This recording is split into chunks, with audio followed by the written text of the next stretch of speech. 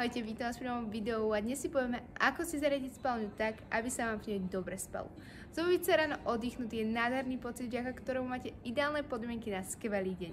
Preto si dnes povieme, ako na to. Farba stien je veľmi dôležitá. Ten, kto chce ľahko zaspávať, by sa mal vyhýbať príliš jasným a kriklavým farbám.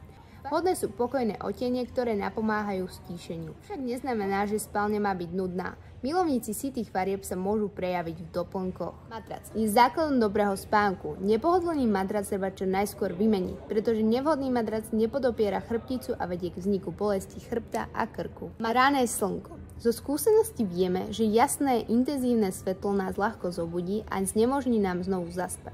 Polohu spálne neraz ovplyvniť nemôžeme, ale za to môžeme interiér účinne zatieniť.